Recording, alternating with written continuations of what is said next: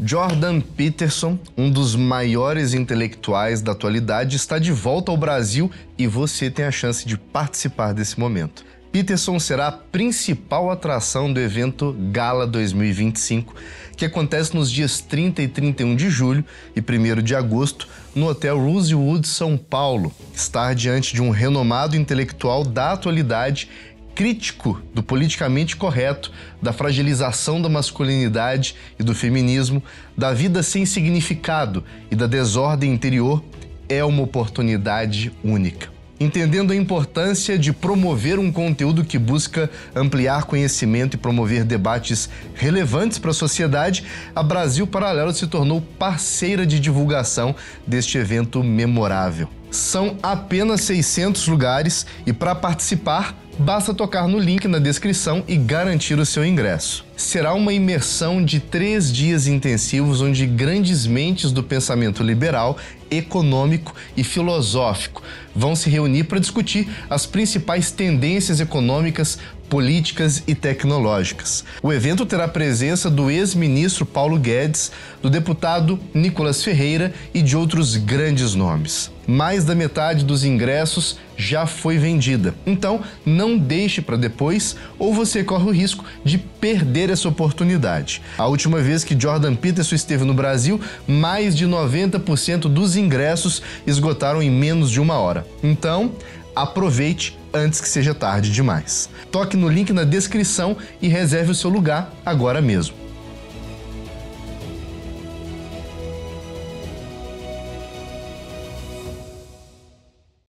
Jordan Peterson, um dos intelectuais mais influentes e lidos e ouvidos e admirados da atualidade, acaba de lançar seu novo livro Nós que Lutamos com Deus, Percepções do Divino, e virá ao Brasil no final de julho, e eu terei a honra de palestrar sobre a sua filosofia na presença dele no evento Gala. E por isso queria, em 2 vídeos, apresentar 2 elementos fundamentais do seu pensamento já amadurecido e desenvolvido neste último livro. A começar pelo título: Nós, seres humanos, somos aqueles que buscamos um sentido para a vida a partir de um esforço consciente de buscar a verdade. E essa busca pela verdade é uma luta.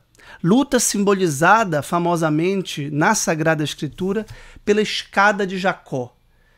Foi uma visão que o grande patriarca, que foi depois chamado de Israel, que lutou a noite inteira com Deus.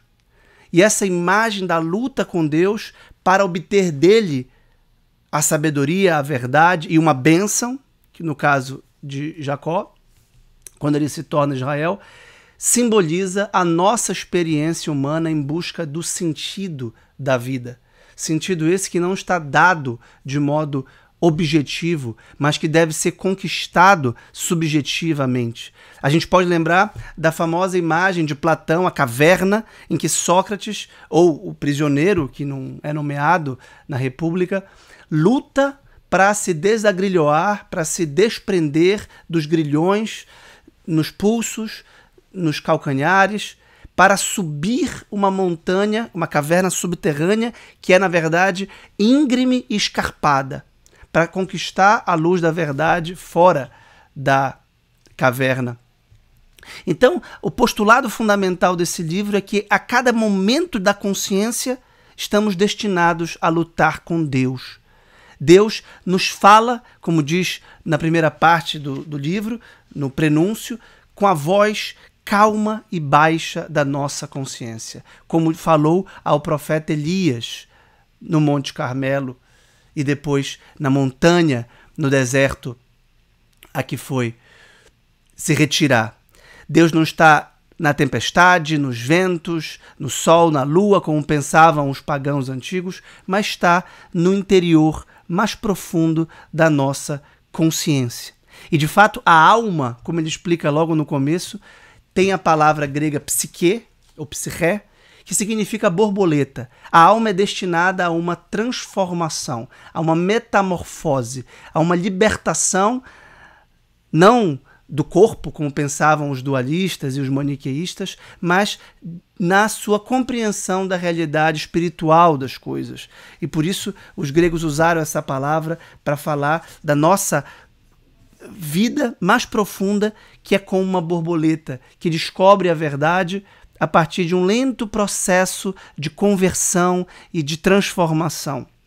As borboletas também são grandes navegadoras e exploradoras, saíram da África e chegaram a todos os cantos do mundo. Também são muito sensíveis e atentas à beleza e à simetria. Elas são profundamente simétricas e belas e percebem isso nos seus parceiros e nos demais membros da espécie. Por isso, a jornada significativa, que é a trajetória de vida trilhada da maneira mais corajosa e significativa possível, é como a vida de uma borboleta.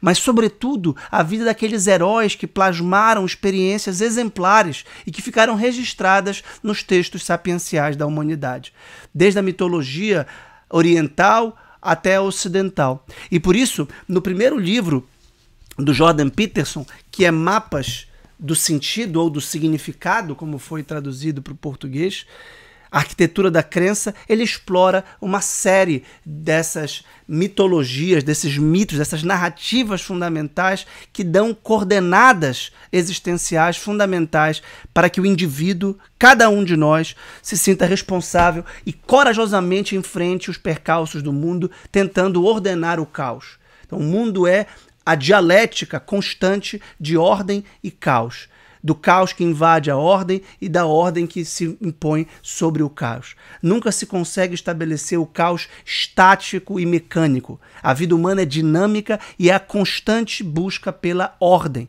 de um caos que costuma irromper constantemente. Por isso, aquela imagem do Yin Yang chinês, né, do círculo branco que invade o círculo preto, né? Duas partes e um ponto branco na parte preta e um ponto preto na parte branca, e como eles se interpenetram, também é simbolizado nas capas dos seus dois livros. O primeiro, 12 Regras para a Vida, branco, isso em todas as edições internacionais, e o segundo, Além da Ordem, mais 12 regras para a vida. O primeiro é um antídoto para o caos e o segundo é Além da Ordem, que é, de algum modo, porque nós precisamos do caos. Nós não podemos viver só na ordem. Só a ordem de forma estática é a morte. É uma ordem mecânica, uma ordem putrefata, uma ordem cristalizada. Na verdade, não é a dinâmica, é a dialética da vida que é a constante busca pela ordem sobre um pano de fundo do caos. A ordem física, a gente pode pensar, saúde, é o sistema imunológico, é lidar com os vírus, lidar com os micróbios, é como o sistema imunológico sobrevive e perpetua viva numa dinâmica. A gente inspira e expira, o coração pulsa em sístole e diástole. Essa é a dinâmica da vida. Contração, expansão, retenção, expansão. Então o caos está sempre rompendo, por isso que a gente adoece. Mas não somos só corpo, então não é só a ordem fisiológica, também a ordem psicológica. E daí todo o trabalho interior com os pensamentos, sentimentos, ações que nos constituem como seres morais.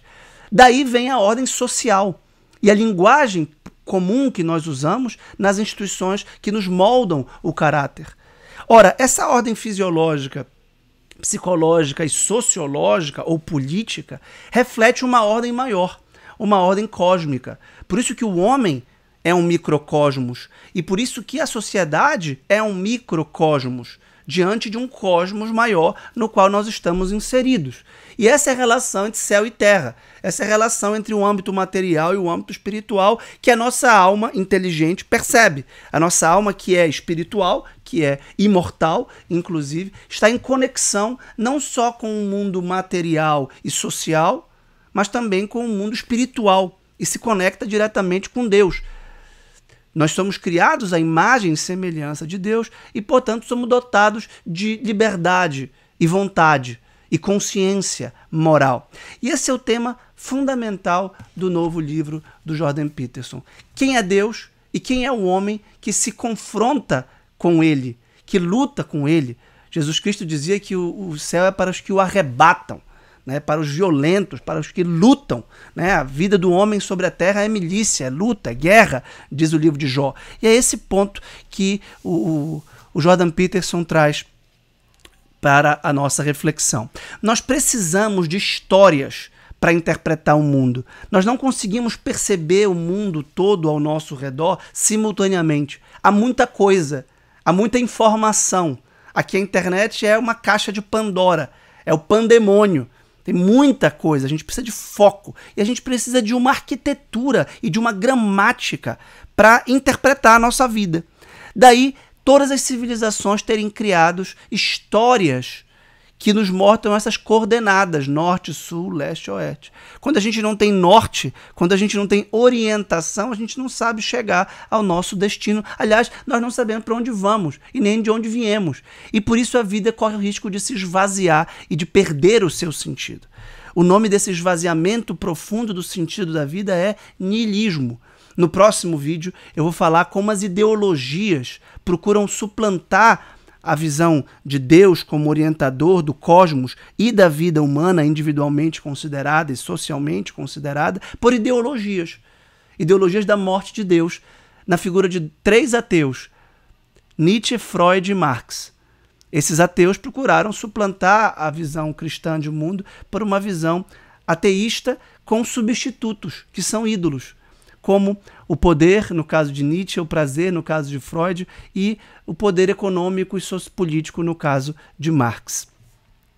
Então, é necessário entender que essas histórias moldam a cultura. No nível muito profundo, mesmo inconsciente, coletivo, essas grandes narrativas estruturam a nossa crença social em geral. Daí o título do primeiro livro, Mapas do Significado, Arquitetura da Crença. Né? Como nós refletimos, como nós lidamos com o mundo ao nosso redor. E a diferença deste livro, Nós que Lutamos com Deus, para os 3 primeiros, o Mapas do Significado, que é o primeiro, o 12 Regras para a Vida, que é o segundo, e o Além da Ordem, mais 12 Regras para a Vida, que é o terceiro, é que, nada obstante os primeiros tenham tratado da Bíblia en passant e tenham, de algum modo, enfatizado na Bíblia como narrativa fundamental, este quarto é exclusivamente devotado à Sagrada Escritura nos seus 2 primeiros livros, o livro do Gênesis e o livro do Êxodo, retraçando o significado psicológico profundo da criação do mundo, de Adão e Eva, de Caim e Abel, de Noé, da Torre de Babel, de Abraão e de Moisés. E por último, ainda tem uma incursão muito inteligente, muito interessante no livro do profeta Jonas. Então vejam que é um livro extremamente volumoso, de mais de 500 páginas, não chega a ser tão volumoso quanto o Mapas do Sentido, que percorre várias mitologias mesopotâmicas, assírias, egípcias, gregas, orientais. Né? Aqui o foco é na Bíblia. Por quê? Porque a Bíblia é o fundamento da civilização mais próspera que já existiu, que é a nossa civilização ocidental. Civilização que garantiu a liberdade, a igualdade, os direitos humanos e que busca realizar a dignidade da pessoa humana universalmente. A despeito de todos os percalços históricos, e nós não devemos romantizar a história ocidental e considerar uma civilização imaculada e inerrante, muito pelo contrário, houve misoginia, houve escravidão, houve guerra e morte de inocentes. No entanto, a gente não pode negar que o Ocidente, a nossa civilização ocidental, é palco de uma busca profundamente aventurosa e exaltante e interessante pela verdade moral de Deus, pautada, portanto, na Sagrada Escritura. E, portanto, no final do prenúncio, que é a introdução, o Jordan Peterson diz: a história bíblica em sua totalidade é a moldura por meio da qual o mundo dos fatos, isto é, as coisas que acontecem no nosso dia a dia, se revela no que diz respeito ao Ocidente.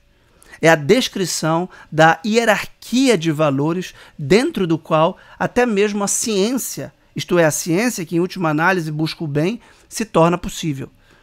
A Bíblia é a biblioteca de histórias sobre a qual se alicerçam as sociedades mais produtivas, livres, estáveis e pacíficas que o mundo já conheceu. A base do Ocidente, em termos simples e claros. Portanto, não adianta a gente querer se debruçar sobre as culturas orientais, ou africanas, ou ameríndias, ou nativas, sem perceber qual é a nossa identidade ocidental. É inegável que nós, brasileiros, fomos forjados pelos portugueses em miscigenação com os africanos e com os nativos da América, mas falamos a língua portuguesa, que é uma língua neolatina, e temos como religião fundamental o catolicismo, portanto, pertencemos a uma tradição da cultura bíblica. E por isso é preciso entender, não do ponto de vista catequético, doutrinário, exclusivo. Tudo isso é muito importante no âmbito teológico, mas o Jordan Peterson nos propõe aqui uma reflexão no âmbito psicológico e filosófico. Ou seja, o que mudaria na nossa vida se nós não tivéssemos o pano de fundo da Bíblia? Se nós não interpretássemos o mundo a partir da criação de um Deus onipotente, onisciente e benevolente. Se nós não percebêssemos que, no fundo, o mundo é uma ordem, um conjunto orgânico de partes interdependentes que se harmonizam de forma bela para o bem. E que tudo faz um sentido no meio ambiente, na cadeia alimentar, no ecossistema criado por Deus.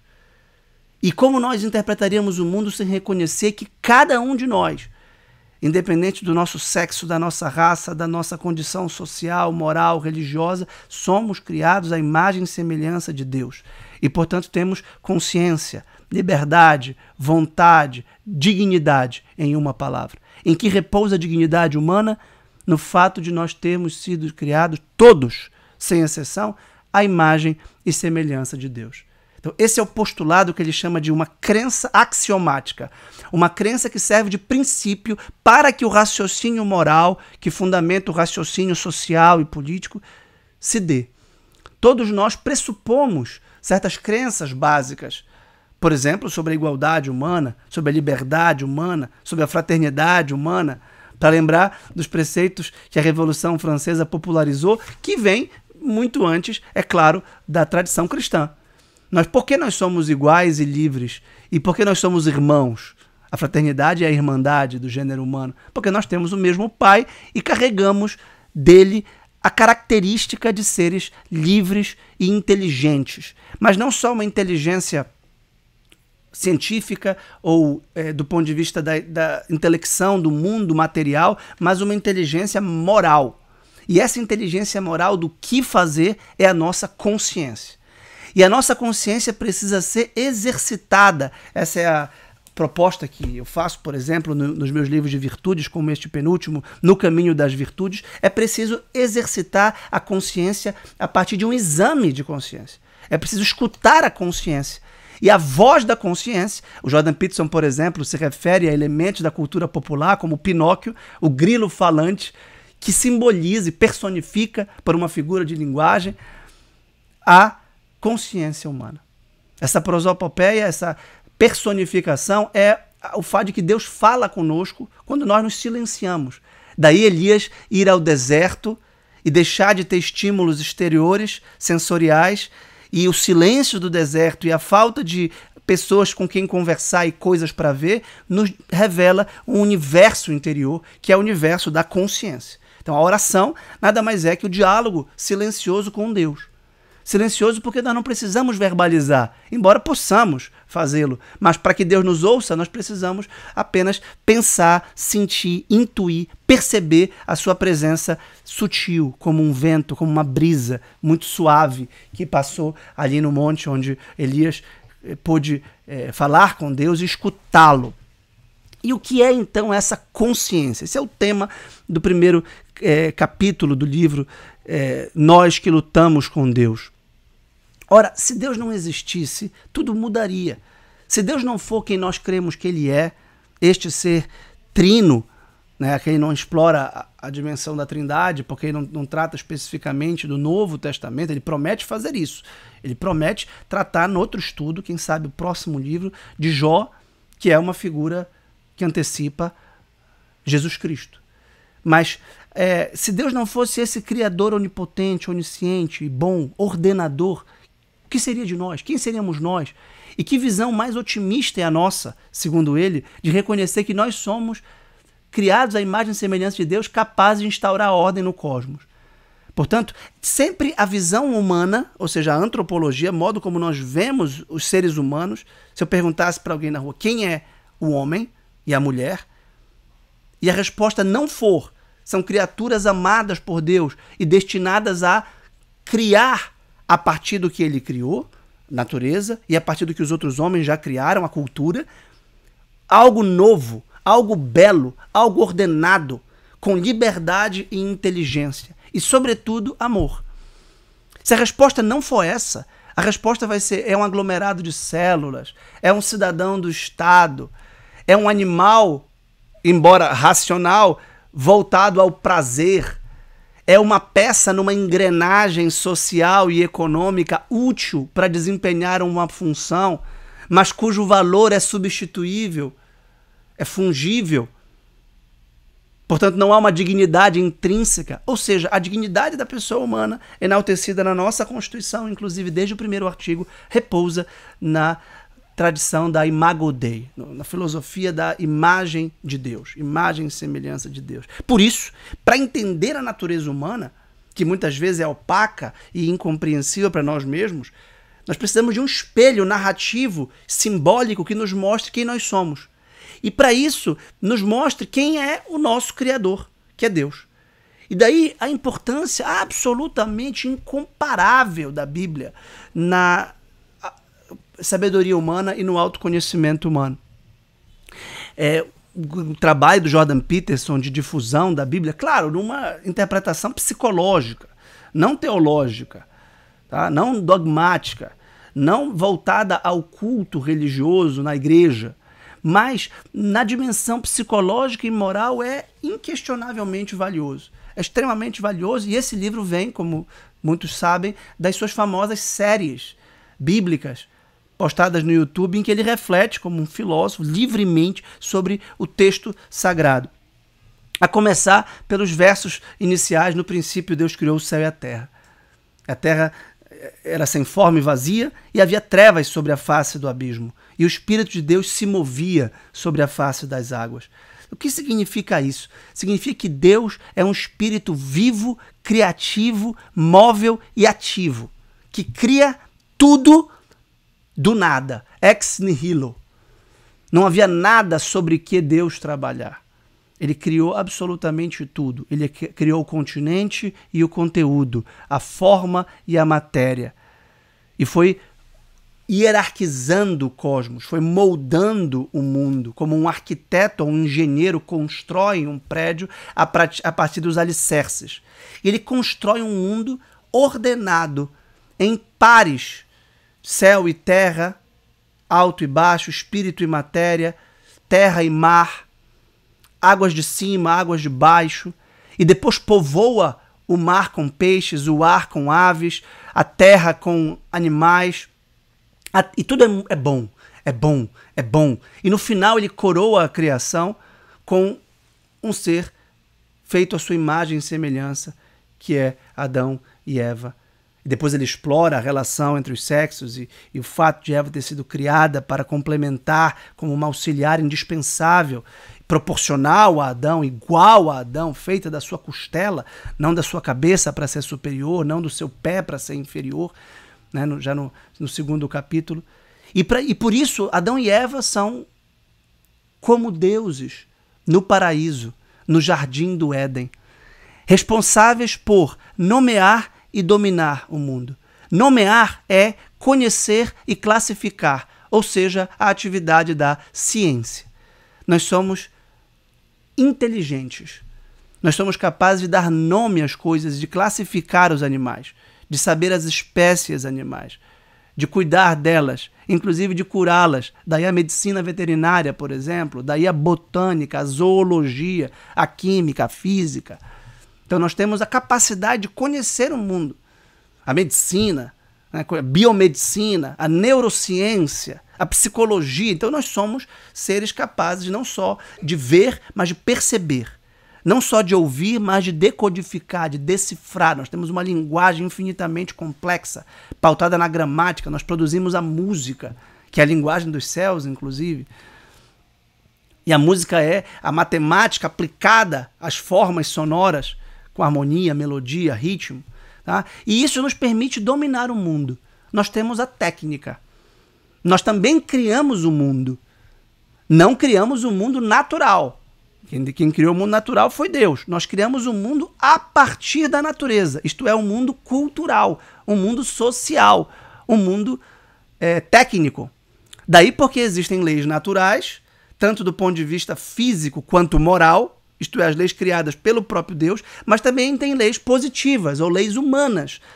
O Código Civil, o Código Penal, que regulam a liberdade e as relações sociais. Nós criamos o Estado, que é um artefato, é um artifício para que nós convivamos com paz, com segurança, com justiça, com prosperidade. E tudo isso é ordem. A palavra-chave do Jordan Peterson é ordem.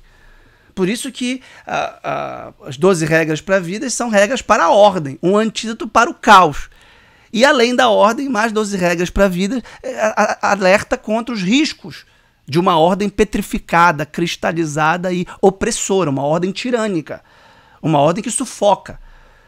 É isso que a família faz ao educar os filhos, o professor a educar os alunos, o Estado a educar os cidadãos, o comércio a educar os consumidores. Então nós temos uma relação social marcada pela ordem. Como eu disse, em todas as instâncias. Então o homem é convidado não só a conhecer ordem intelectual, ordem da comunicação. Se eu me fizer entender por vocês, é porque a minha fala, retoricamente, tem ordem, tem clareza, tem didática. Eu uso a gramática e a retórica e a lógica como instrumentos fundamentais da linguagem, da comunicação e do pensamento. Pensamento sem lógica é caótico. Linguagem sem gramática é estéril. Comunicação sem retórica é ineficaz. Então a retórica, a lógica e a gramática são as ordens fundamentais da linguagem. São as ordenações fundamentais da linguagem. Tanto é que sem elas, nós não conseguimos pensar, falar e nos comunicar. Você só pensa com a lógica, só fala com a gramática, só se comunica com a retórica. Essas são as artes clássicas do trivium, com as quais os gregos educavam as crianças para que elas pudessem depois ascender às ciências superiores, como a filosofia, que é objeto da nossa reflexão atual. Então esse conhecimento ordenado permite a técnica, permite a dominação, que é a manipulação e a submissão, mas não uma dominação predatória, não uma exploração irracional. Daí toda a importância da ecologia humana. E ele critica o ecologismo radical, biocêntrico, que considera o antropocentrismo cristão, isto é, a posição superior, hierárquica do homem no meio ambiente, por ser a criatura feita à imagem e semelhança de Deus, destinada a dominá-lo e a submetê-lo, com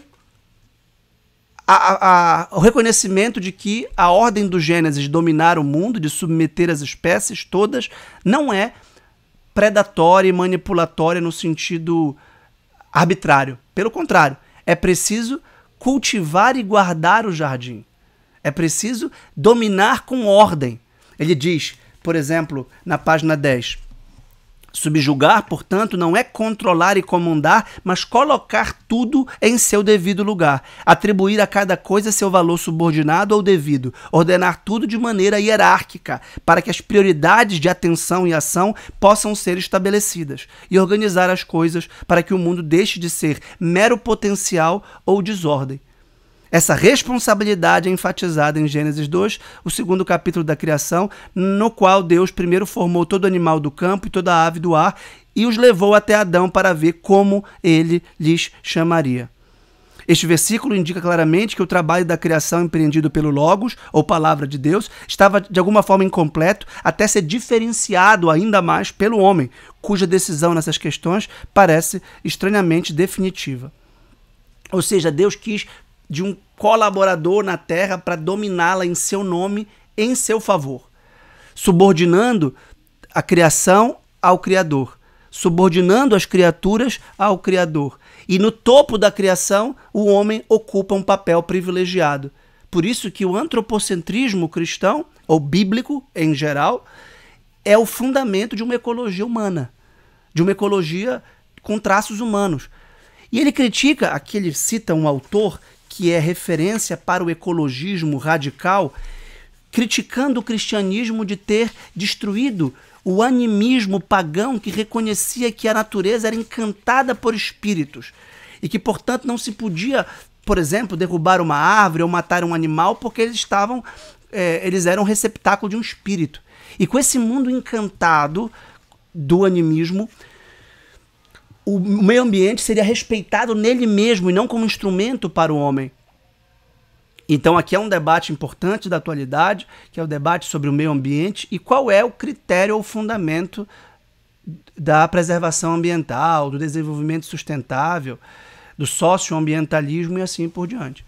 E o fundamento bíblico é que a natureza foi criada por Deus, amada por Deus, e o homem deve conhecê-la e dominá-la para o seu bem, ordenando-a, organizando-a, cultivando-a na forma de um jardim. Ele explora muito a imagem do jardim como interação entre caos e ordem e como interação entre cultura e natureza. O jardim é uma natureza ordenada, é uma natureza controlada e nos dá a sensação de conforto, de paz, de harmonia natural, ao mesmo tempo com a participação humana, sem o medo e o susto que uma natureza selvagem, repleta de animais e feras e dragões e serpentes, pode nos causar. Que nos causa medo. Ora, vale a pena, me ocorreram duas referências agora, uma do Papa Francisco com a encíclica Laudato Si, que fala exatamente dessa ecologia cristã, desse cuidado com a natureza e o louvor a Deus pela natureza, como lembra o verso inicial da encíclica referente a São Francisco de Assis: louvado seja, Senhor, pela lua, pelo sol, pelas árvores, pelos peixes. Aqui nós pertencemos também como seres materiais. Só que nós temos algo que eles não têm, que é o espírito capaz de conhecê-los, dominá-los e louvar a Deus a partir dessa alma inteligente. E também me lembrei da diferença que o Kant, filósofo moderno, faz entre o belo e o sublime. A natureza é tão bela quanto sublime. A beleza nos dá paz e harmoniza as nossas faculdades da imaginação e da inteligência. No entanto, o sublime também nos dá medo. Então, uma alta altura, uma catarata, uma montanha, um vale, um canyon, também nos dá um susto. Um céu estrelado nos dá uma sensação de medo, de aterramento, de terror. E isso faz parte também desse aspecto do caos, das águas bravias que devem ser domadas e navegadas por um porto seguro. Essa é a dinâmica que o Jordan Peterson sempre traz. Por exemplo, na capa do meu primeiro livro, A Tempestade no Mar da Galileia, a gente tem exatamente o mar bravio tentando invadir a barca e os homens tentando estabelecer um princípio de ordem pela força técnica.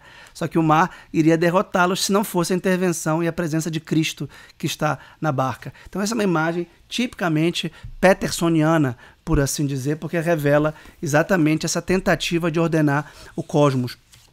No caso deste livro, ele sempre tem imagens ilustrativas, a gente tem aqui uma do Doré, mostrando exatamente Deus ordenando que o dragão caia e fique de algum modo contido nessa água bravia, que é um símbolo também da morte, do caos, da destruição e do imprevisível, do indefinido. Por fim, a gente pode concluir com duas ideias básicas que estão ainda no primeiro capítulo desse livro. Primeiro é uma crítica ao relativismo. Ele diz: a validade de uma visão de mundo, portanto, está longe de ser arbitrária. Ela depende da precisão com que reflete o mundo natural, social e psicológico. Ou seja, existem 3 dimensões fundamentais. O mundo natural, a que pertence ao nosso corpo, por exemplo. O mundo social, das nossas instituições sociais em geral. E o mundo psicológico, que é esse mundo interior da linguagem, do pensamento, do sentimento, da memória, da imaginação, da criação simbólica. Então, tanto quanto nós moldamos a sociedade e a natureza pela técnica e pela cultura, nós também nos moldamos a nós mesmos pela linguagem, pela educação, pela instrução. Por isso que a palavra cultura vem exatamente da palavra agricultura. Tanto quanto nós cultivamos o solo para extrair dele os alimentos necessários para a nossa sobrevivência, nós também educamos os nossos filhos, alunos e a sociedade em geral pelas leis, pela ciência, pela literatura, pela religião, pela cultura em geral, exatamente para que possamos nos situar no âmbito psicológico. E ele diz o seguinte: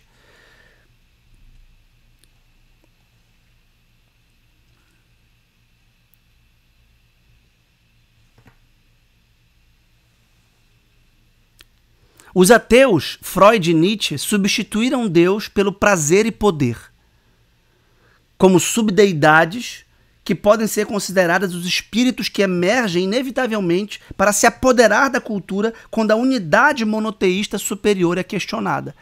A gente sabe que Nietzsche declarou famosamente que Deus está morto, e eu vou tratar disso no próximo vídeo sobre uma regra. Abandone a ideologia, regra 6 do 2º livro de regras, Além da Ordem. E o que sobra quando Deus sai do horizonte? Digamos que você não queira a Bíblia, você não quer aceitar essa tradição bíblica da igreja, do cristianismo, do judaísmo. Tudo bem, o que sobra? A crise da cultura ocidental, atual, moderna, é exatamente a tentativa de fundar uma nova sociedade sem Deus, sem Cristo, sem a igreja.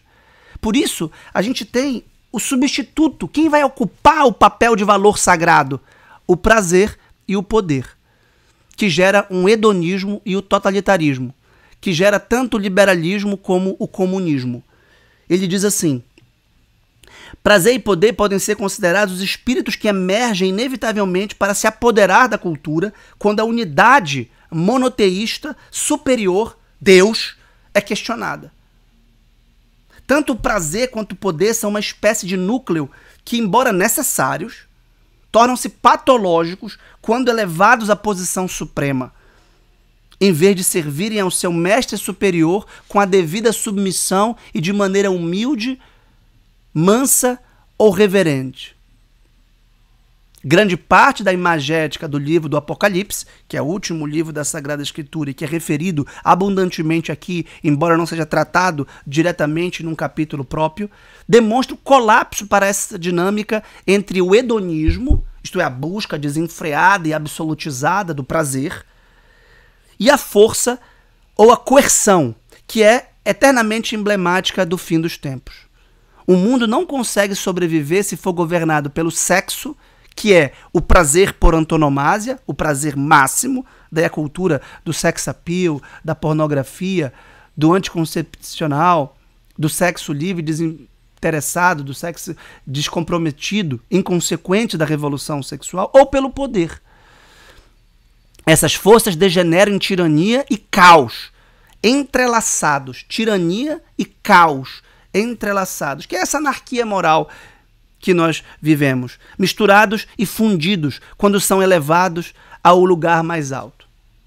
O mundo da ordem soberana, adequada, é e deve ser governado pelo padrão de confronto ao caos, da aspiração ascendente, da verdade e do sacrifício voluntário, exatamente como está codificado no corpus bíblico de modo profundo e abrangente.